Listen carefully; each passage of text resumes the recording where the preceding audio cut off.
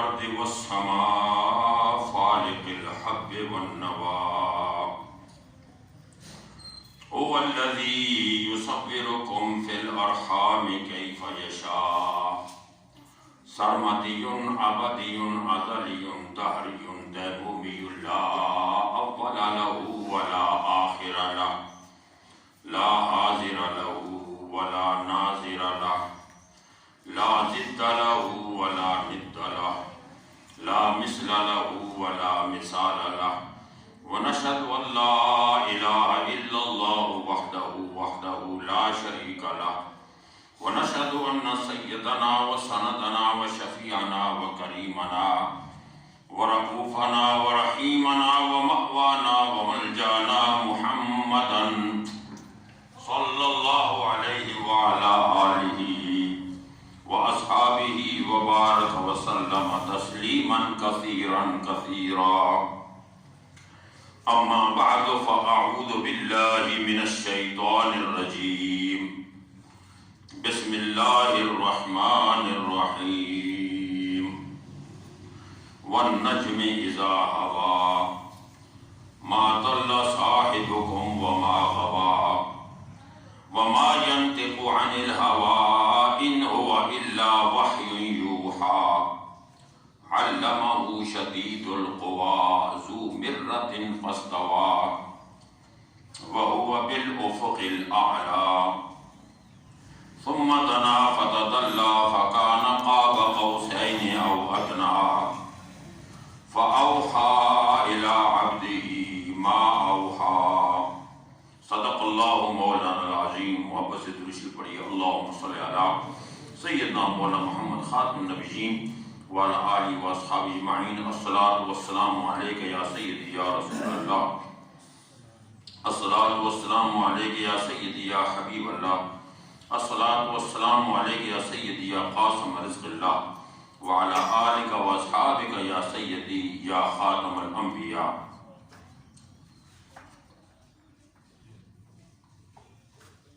علامہ اقبال رحمۃ اللہ علیہ نے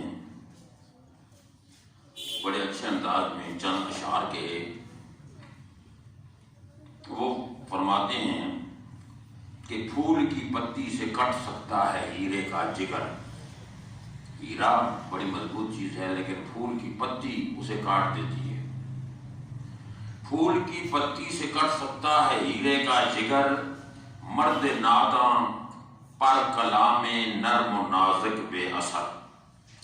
بے سمجھ آدمی کے اوپر کلام آدمی کوئی بھی پڑھتا رہے تو اس کا اثر نہیں ہوتا. انداز بیان گرچہ بہت شوق نہیں ہے اے کاش اتر جائے تیرے دل میں میری بات. اور وہ فرماتے ہیں کہ قلب میں سوز نہیں، یہ اثر کیوں نہیں ہوتا کلام کا، قرآن کا، آیتوں کا؟ اس کی وجہ یہ ہے کہ قلب میں سوز نہیں اور روح میں احساس نہیں. احساس اور سوز درد جس کے دل میں ہو، جس چیز کا درد وہ اس چیز کو کیچ کرتا ہے. تو دین کا سوز اور جناب دین کی روح کا احساس یہ ہمارے دلوں میں نہیں ہے. بس ایسے سنتے ہیں، ایک کان سے گئی دوسرے سے نکل گئی. قلب میں سوز نہیں اور روح میں احساس نہیں، کچھ بھی تمہیں پیغام محمد کا پاس نہیں. نبی نے جو پیغام دیے ہیں اس کا پاس رکھنا بڑا ضروری ہے. جا کے ہوتے ہیں مساجد میں صف آرات و غریب. مسجد میں نماز میں اکثر آپ غریب لوگوں کو دیکھیں گے. بہت بڑے ملٹی ملینر جو لوگ ہوتے ہیں بہت کم مسجدوں میں نظر آتے ہیں. جا کے ہوتے ہیں مساجد میں صف آرات و غریب. زحمت روزے کی جو کرتے ہیں گوارا تو غریب. نام لیتا ہے اگر کوئی ہمارا تو غریب. پردہ رکھتا ہے اگر کوئی تمہارا تو غریب. عمرا نشہ دولت میں ہم سے ہیں غافل ہم سے. عمرا نشہ دولت میں ہیں غافل ہم سے. زندہ ہے ملت بیدا غربا کے دم سے. حضور نے اس لیے فرمایا تھا بنی الاسلام غریبا وسیعود غریبا. یہ اسلام کی بنیاد غریب لوگوں پر ہوئی ہے. چند غریب آدمی، 3 4 5 آدمی غریب تھے، اس سے بنیاد ہوئی، اور اخیر جب وقت آئے گا تو بھی غریب ہی لوگ اسلام کا درد رکھنے والے ہوں گے، مسجدوں کو آباد کرنے والے ہوں گے، اور اللہ رسول کا ذکر سننے والے ہوں گے. اللہ اکبر. اور فرماتے ہیں علامہ اقبال کہتا ہے کہ واعظ قوم کی وہ پختہ خیالی نہ رہی. پختہ خیال جو تھا، چونکہ سننے والے بھی ایسے ہیں، پھر واعظ قوم جو ہے اس کا وہ خیال جو تھا پختہ، وہ پختگی نہیں رہی. وہ اپنے چاہتا ہے کہ میرا بیان ہی پسند کرے، اس کو مختلف اندازوں میں طرزیں لگاتے ہیں، شعر پڑھتے ہیں، یہ کرتے ہیں وہ کرتے ہیں، تاکہ صرف ان کے دماغ کو وقتی طور پر وہ تعیش کا سامان دیا جائے، ہدایت نہیں، وقتی طور پر انجوائمنٹ کے لیے. علامہ اقبال کہتا ہے واعظ قوم کی وہ پختہ خیالی نہ رہی، برق طبعی نہ رہی، شعلہ مقالی نہ رہی، رہ گئی رسم اذاں روح بلالی نہ رہی، فلسفہ رہ گیا تلقین غزالی نہ رہی. سارا فلسفہ ہے. اور پھر کہتے ہیں کہ الہی ہمیں جہان میں آسودگی نہیں ملتی، تلاش جس کی ہے وہ زندگی نہیں ملتی. اور پھر کہتے ہیں الہی ذرا میرا حال دیکھ، میں یہ کہتا ہوں کہ تو بھی ذرا اپنے اعمال دیکھ. اللہ کا تو یہ ہے حکم کہ ہم تو مائل بکرم ہیں، کوئی سائل ہی نہیں، راہ دکھائیں کسے کوئی راہ منزل ہی نہیں. سبحان اللہ. اللہ تعالیٰ نے اپنی اس مخلوق میں آقا نامدار مدنی تاجدار رحمت للعالمین کو تمام علوم و عرفان، رحمتوں، برکتوں اور عظمتوں کا نشان بنا کر بھیجا. اور حضور علیہ السلام کے بعد اس امت میں حضور نے فرمایا اصحابی کالنجوم بأیہم اقتدیتم اہتدیتم. جتنے میرے صحابہ 1,24,000 کم و بیش رہ گئے ہیں، یہ سارے ستاروں کی طرح ہیں. اور ستارے اس زمانے میں لوگ ستاروں کو دیکھ کر رستے تلاش کرتے تھے، ستاروں سے سمتیں تلاش ہوتی تھیں، اور اس سمت پر چلتے تھے. تو فرمایا جس میرے صحابی کے پیچھے تم چل پڑے ہدایت پا جاؤ گے. یہی وجہ ہے کوئی ہاتھ چھوڑ کے نماز پڑھ رہا ہے، کوئی ہاتھ باندھ کے پڑھ رہا ہے، کوئی سینے پہ باندھ کے پڑھ رہا ہے، کوئی ناف کے نیچے باندھ کے پڑھ رہا ہے، کوئی رفع یدین کر رہا ہے. مختلف انداز ہیں نماز کے، تو وہ سب صحابہ کے انداز ہیں. جن صحابہ نے حضور کو جس رنگ میں دیکھا وہ نماز پڑھ رہے ہیں. اب حضور سے ملاقات ہوئی وہ چلے گئے، دوسرا آیا اس نے اس رنگ میں دیکھا وہ چلے گئے. اب کبھی ایسا بھی ہوا کہ نبی کریم علیہ السلام کو جس رنگ میں دیکھا تھا اس کے بعد کئی سال تک وہ نہ ملے. انہوں نے کہا میں نے حضور کو اس رنگ میں دیکھا تھا. اب وہی رنگ چل پڑا، کوئی حنفی رنگ ہو گیا، کوئی شافی رنگ ہو گیا، کوئی حنبلی رنگ ہو گیا، اور کوئی جناب والا جتنے رنگ ہیں یہ سارے حضور کی ادائیں ہیں. اللہ یہ چاہتا ہے کہ میرے حبیب کی ہر ادا محفوظ رہے. یہ اس کا کمال محبت ہے کہ میرے محبوب کی کوئی ادا گم نہ ہونے پائے اور ہر ادا محفوظ رہے.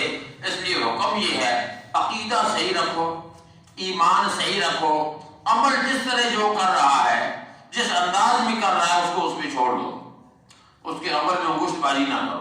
امام اعظم ابو حنیفہ نے فرمایا کہ جو میں نے آپ کو یہ نماز کا طریقہ بتایا ہے یہ حضور علیہ السلام کی آخری اسٹیج کی نماز ہے. جب آپ کی وفات شریف کا وقت تھا، ان کے قریب جب وقت تھا، تو اس وقت کی یہ نماز ہے. آپ نے اس طرح نماز پڑھی ہے تو اسے فقہ حنفی میں لکھ دیا گیا. امام شافعی نے جس حال میں دیکھا اور انہوں نے جس سے روایتیں لی، انہوں نے فرمایا کہ ہم نے ان کو اس حال میں دیکھا تھا. تو ہر ایک نے اپنے اپنے انداز کو اپنا لیا. اصل بات یہ ہے مجنون سے ہی فرحاد سے ہی دیوانے بدلتے رہتے ہیں، عنوان محبت ایک ہی ہے، افسانے بدلتے رہتے ہیں، سارے افسانے. یہ نماز کیا ہے؟ معراج کا وہ تحفہ ہے کہ اللہ کے نبی کو رب نے جب معراج عطا کی تو اللہ کے نبی نے رب سے عرض کی کہ اے میرے مالک، اے میرے خالق، تیری میری تو ملاقات ہو گئی، تیری میری تو زیارت ہو گئی، تیری میری گفتگو ہو گئی، لیکن میری غریب امت کیا کرے گی؟ میری معراج ہو گئی، اب میری امت کی بھی معراج کرا دے. سبحان اللہ۔ اسی لیے فرمایا کہ عرش سے نور چلا اور قلم تک پہنچا، سلسلہ میرے گناہوں کا ان کے قدم تک پہنچا۔ تیری معراج تو یہ کہ یا رسول اللہ تو لوح و قلم تک پہنچا، اور میری معراج کہ میں تیرے قدم تک پہنچا۔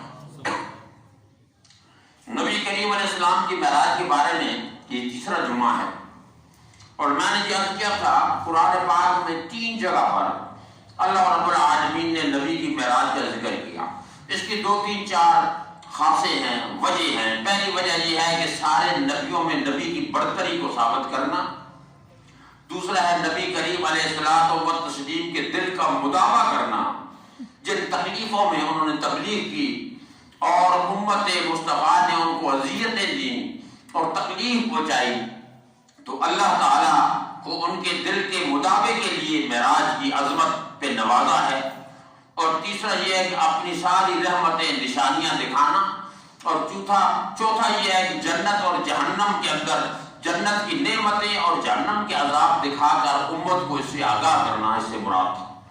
تو اللہ تعالیٰ نے سورۃ النجم، یہ 27واں سپارہ ہے، اس میں اللہ تعالیٰ نے پورا اس کی 18 آیتیں معراج پر اتاری، 18 آیتیں۔ اور ایک اور قرآن میں ایک اور جگہ فرمایا کہ اے میرے حبیب وما جعلنا الرؤیا التي، یہ جو میں نے آپ کو اپنی رؤیت دکھائی ہے، اپنا دکھاوا معراج میں کرایا ہے، اپنا دیدار عطا فرمایا ہے، وما جعلنا الرؤیا التي اریناک الا فتنۃ للناس، یہ اس لیے میں نے دکھایا تھا کہ لوگوں کو آزماؤں، آزمائش کروں کہ آیا یہ میری قدرت کو مانتے ہیں یا نہیں، آیا یہ تیری عظمت کو سلام کرتے ہیں یا نہیں، ان کا عقیدہ کہاں ہے، یہ کیا چاہتے ہیں، ان کے تخیلات، ان کے تفکرات اور ان کے تفاہمات، ان کی سمجھ، انسان کی اپنی سمجھ، وہ اپنی سمجھ تک چلتا ہے، اس سے آگے وہ نہیں جا سکتا۔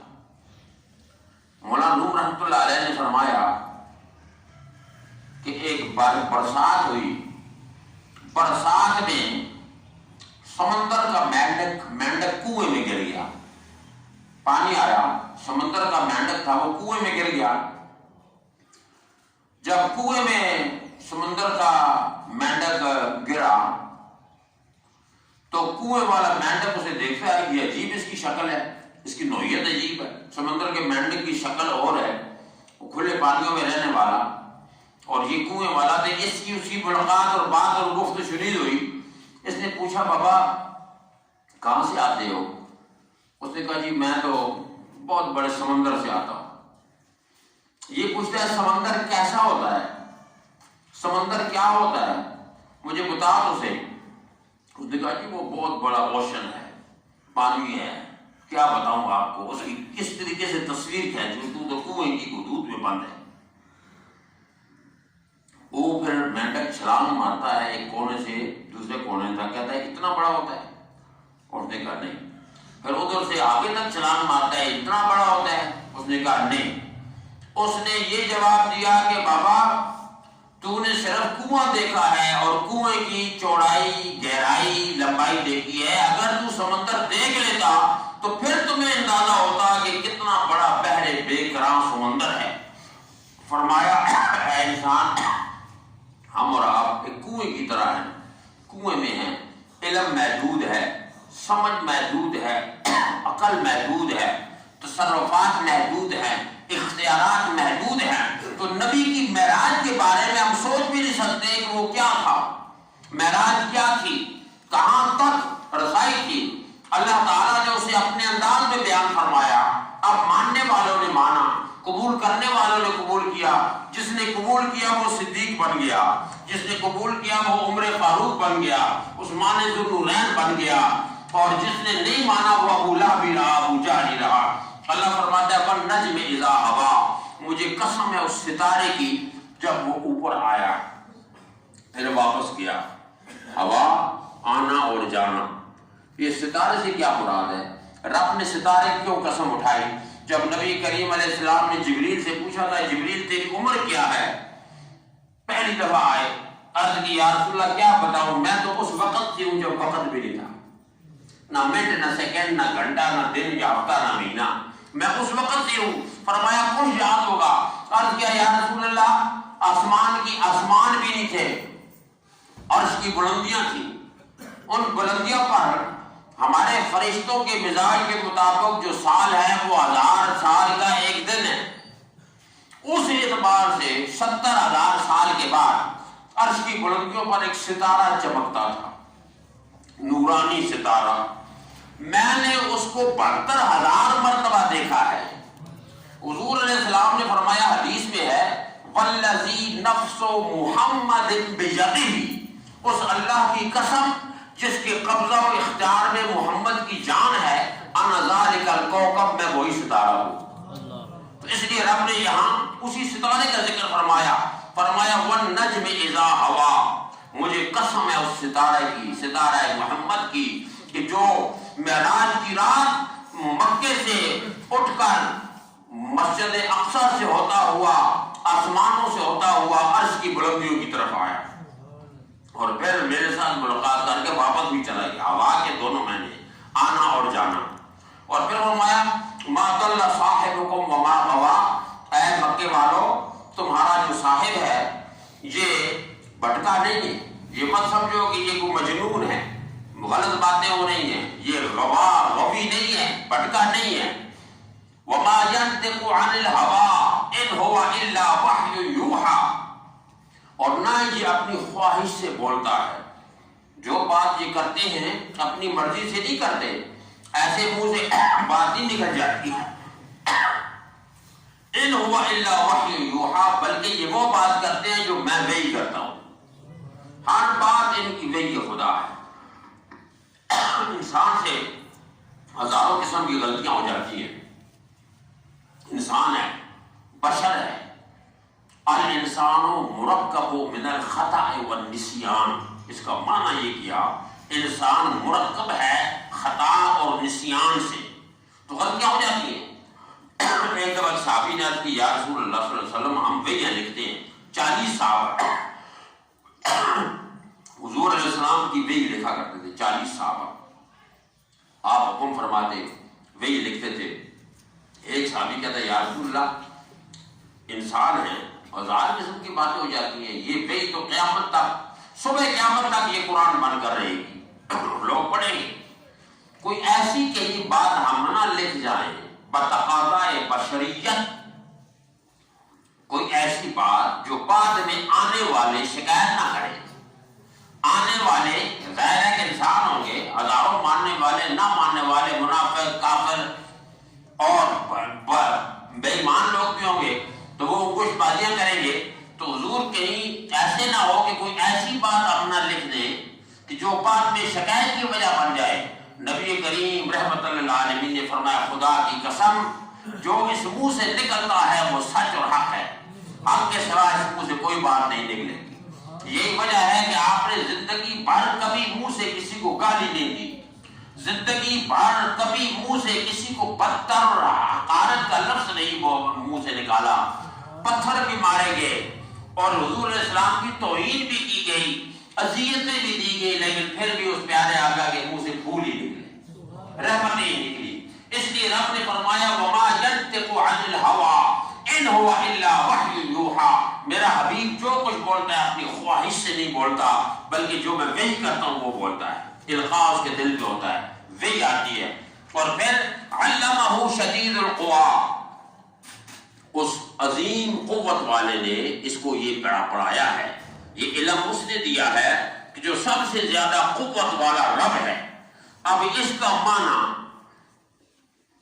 علماء بعض لوگ کرتے ہیں کہ اس سے مراد جبریل علیہ السلام ہے کہ جبریل نے انہیں پڑھایا، تو لیکن جمہور علماء اور صحابہ علماء جو مفسرین تھے انہوں نے فرمایا کہ اس سے مراد اللہ قوی ہے، قوی اللہ کا نام ہے، علمہ شدید القوی، اپنے محبوب کو علم عطا کیا ہے سخت قوت والے رب نے، ذو مرۃ فاستویٰ، پھر اپنے نبی کو اس نے ایک بہت بلند عزت و مرتبے میں فائز کر دیا، وَهُوَ بِالْأُفُقِ الْأَعْلَى، وہ کون سی جگہ تھی؟ وہ آسمان کی بلندیوں کا آخری کنارہ تھا، اس سے اوپر آسمان ہے، آسمان کی بلندیوں کا آخری کنارہ تھا. پھر کیا ہوا؟ فرمایا ثم دنا فتدلا فکان قاب قوسین او ادنا. پھر رب ان کے قریب ہوا، پھر اللہ ان کے قریب ہوا.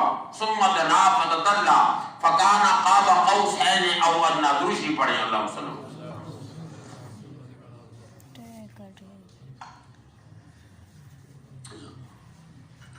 پھر رب ان کے قریب ہوا. ثم دنا فتدلا فکان قاب قوسین او ادنا. اللہ نے مثال بھی بیان کر دی. وہ رب اس کے اتنا قریب ہوا، اتنا قریب ہوا کہ جس طرح کمان کی دونوں سائڈیں ہوتی ہیں، کمان ہوتا ہے اور ایک تیر ہوتا ہے اندر جو نکلتا ہے. یہ کمان جو ہے، کمان کی دونوں کونوں کو اگر ایسے جوڑ کے ملائے تو وہ دونوں مل جاتے ہیں، ایک دائرے کی شکل بن جاتا ہے. فرمایا اتنا قریب ہوا فکان قاب قوسین او ادنا.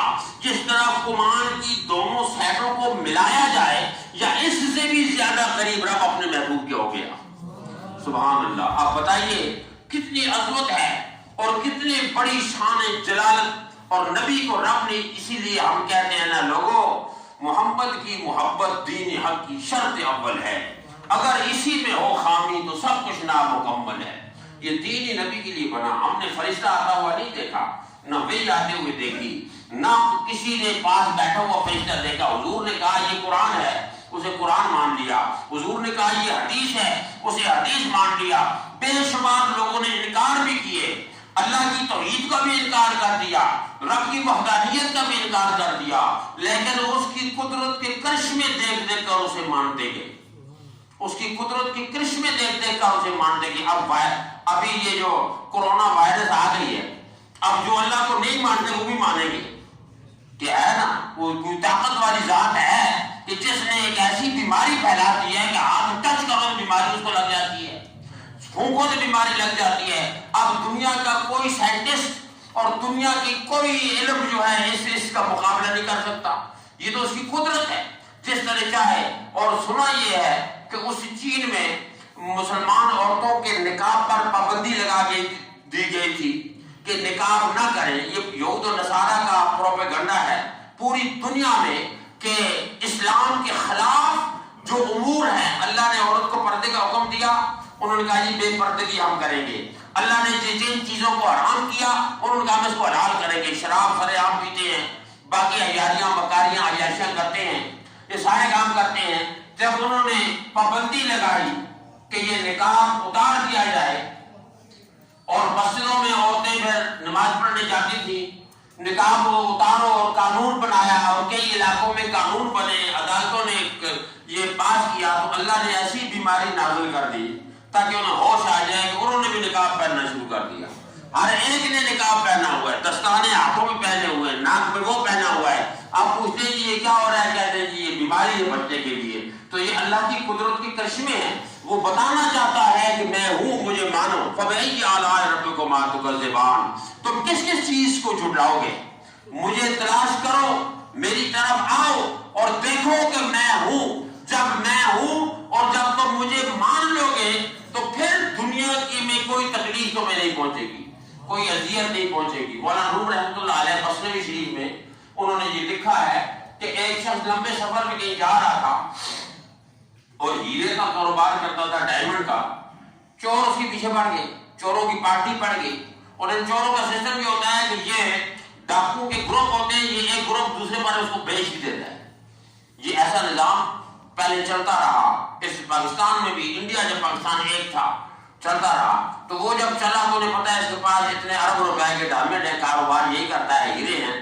تو وہ جس گاڑی میں بیٹھا، 3 دن کا سفر تھا، چور ساتھ ہو گیا، وہ تھوڑا آگے تک چلا. اس نے سوچا کہ رات کو مجھے سونا بھی ہے، میں کیا کروں، ان ہیروں کو میں کیسے چھپاؤں گا، یہ تو لوٹ کے بھاگ جائے گا.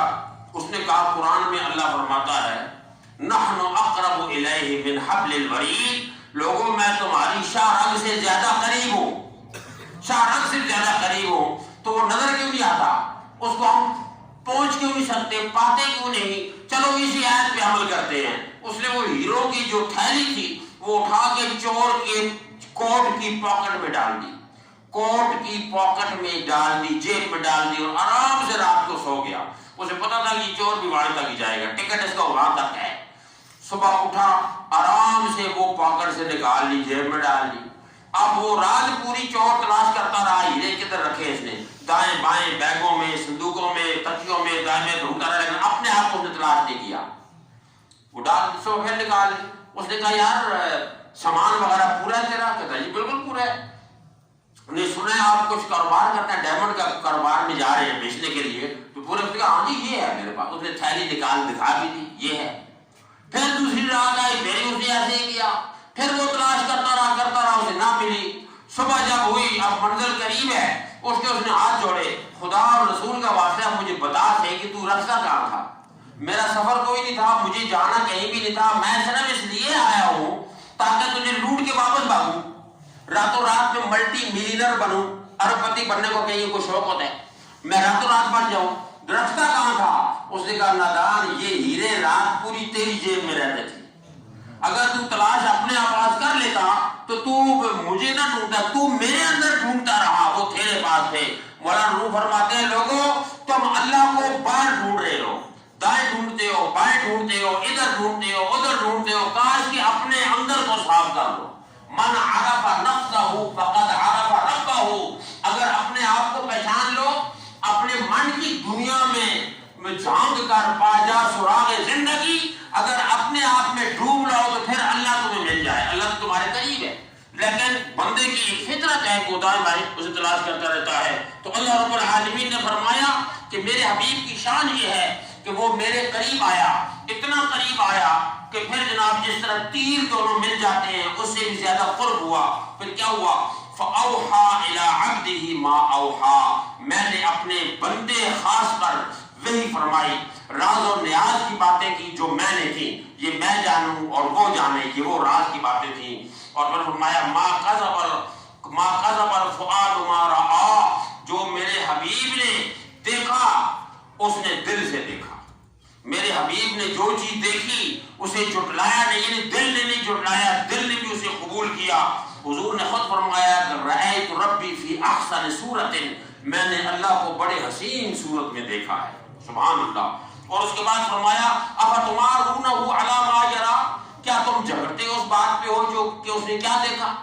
تمہارے اندر جو جھگڑا پڑا ہوا ہے، جو فتوے چلا رہے ہیں، جو آپ کوشچن کر رہے ہیں، چیلنج کر رہے ہیں، جی نہیں دیکھا، جی کوئی دیکھ نہیں سکتا، جی یہ نہیں ہوا، وہ نہیں ہوا، اس بات پہ جھگڑ رہے ہو. افتمارونہ علی ما یری.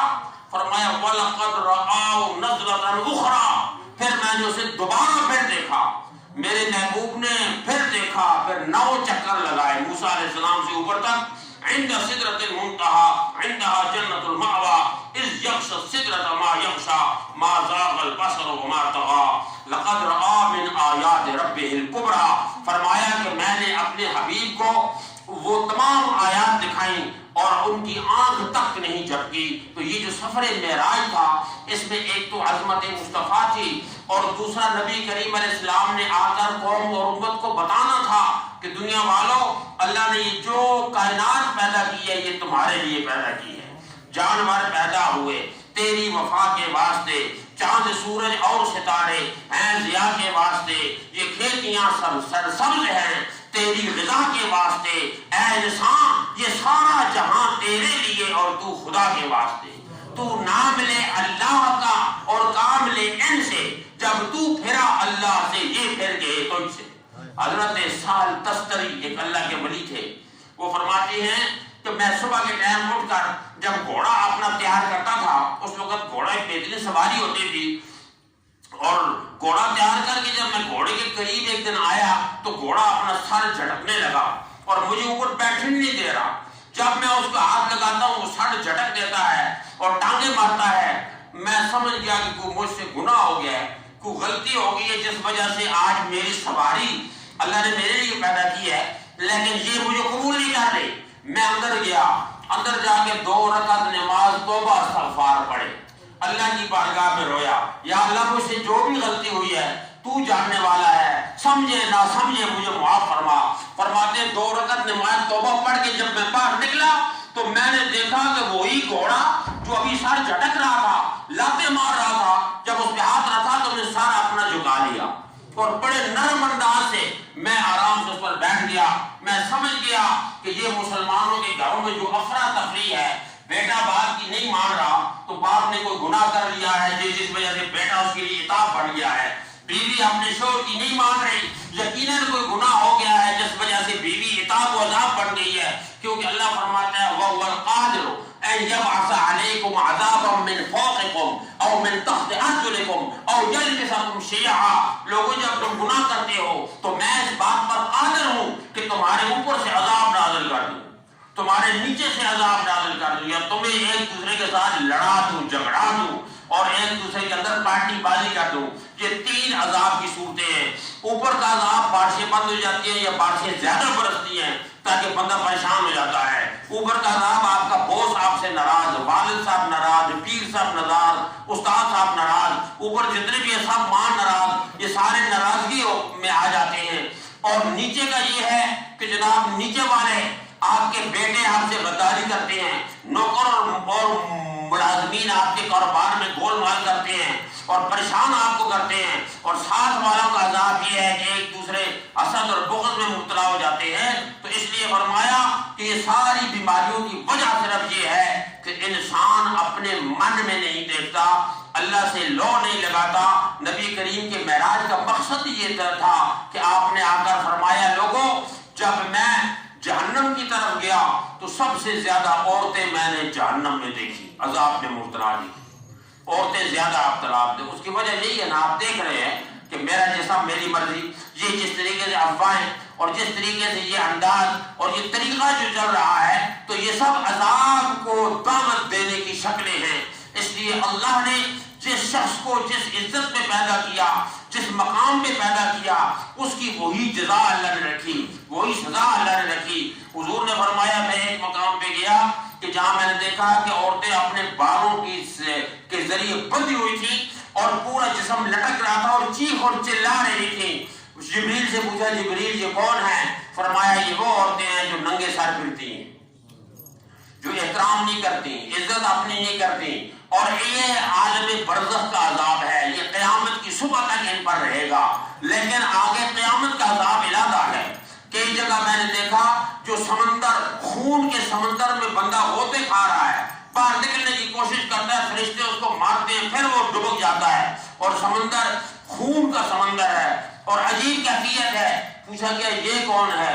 جبریل نے کہا حضور یہ سود کھانے والے جو دنیا میں سود اکٹھے کرتے تھے، اپنے بینک بیلنس بڑھاتے تھے، چیک کرتے تھے کہ اتنا بڑھ گیا ہے، اتنا ہو گیا ہے، ان کی یہ سزا عالم برزخ کی سزا ہے اور قیامت کی سزا اس سے آگے ہے۔ میرے آقا نے واپس آ کر یہی ارشاد فرمایا کہ لوگوں سنو میں تمہارے لیے معراج لے کر آیا ہوں، یہ نماز معراج ہے، اس پہ پابندی کرو، نماز میں، سجدے میں، عبادت میں شوق پیدا کرو، اللہ سے ملاقات کرو، اللہ سے معافیاں مانگو، تو یقینی طور پر اس جہنم کے عذاب سے بچ جاؤ گے۔ اللہ سے دعا ہے کہ اللہ تعالی ہم سب کو معراج کی عظمت کا صدقہ نمازی بنائے اور نبی کی سنت پہ چلنے کی توفیق عطا فرمائے، سنت عطا فرمائے۔ جزاک اللہ۔